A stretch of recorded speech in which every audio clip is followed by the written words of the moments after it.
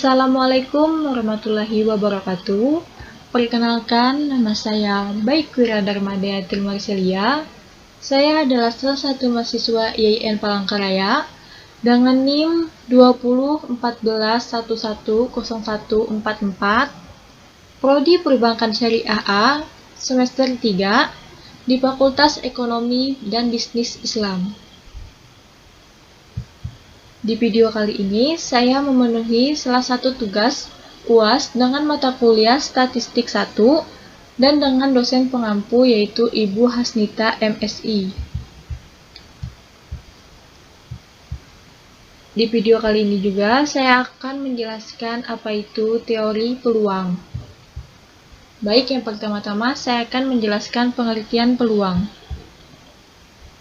Peluang merupakan salah satu cabang matematika yang mempelajari cara hitung tingkat keyakinan seseorang terhadap terjadinya atau tidaknya dari suatu peristiwa.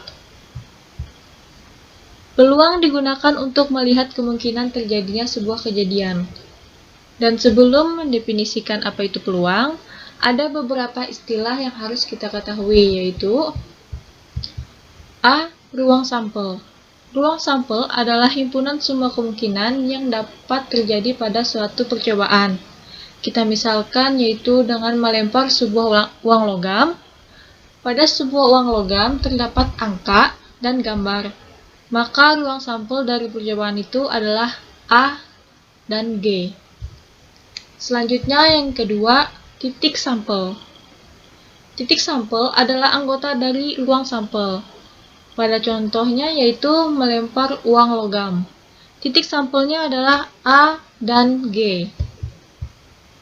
Jadi, jika A adalah suatu kejadian dengan ruang sampel S, maka peluang kejadian A ditulis dengan P dalam kurung A atau dengan rumus P dalam kurung A sama dengan N dalam kurung A, yaitu banyak cara terjadinya kejadian A, dan N dalam kurung S atau banyak semua kejadian. Nilai dari sebuah peluang adalah 0 kurang dari P dalam kurung A kurang dari 1. Sebuah kejadian yang memiliki peluang 0, maka kejadian itu mustahil. Dan sebuah kejadian yang memiliki peluang 1 merupakan kejadian yang pasti. Selanjutnya adalah contoh soal. Di sini saya akan memberikan contoh soal, yaitu yang pertama, pada sebuah kelas, guru akan memilih satu orang perwakilan untuk membacakan hasil pengamatannya. Jika pada kelas tersebut terdapat 18 siswa laki-laki dan 12 siswa perempuan, maka berapakah peluang terpilihnya murid laki-laki? Baik, di sini saya akan menjawabnya, yaitu A sama dengan kejadian terpilihnya murid laki-laki. N dalam kurung A adalah jumlah siswa laki-lakinya, yaitu ada 18 orang, dan NS adalah 30 jumlah dari murid siswa yang ada dalam sebuah kelas. Jika 18 ditambah dengan 12 yaitu 30. Baik, sekarang kita masukkan ke dalam rumusnya, yaitu P dalam kurung A atau peluang kejadian A sama dengan banyak cara terjadinya kejadian A per banyak semua kejadian, yaitu 18/30. Dan di sini saya akan mengecilkan angkanya, yaitu dengan membagikan dengan 6. Yaitu mendapatkan hasil 3/5. 18 dibagi 6 sama dengan 3, dan 30 dibagi 6 dapat hasilnya 5.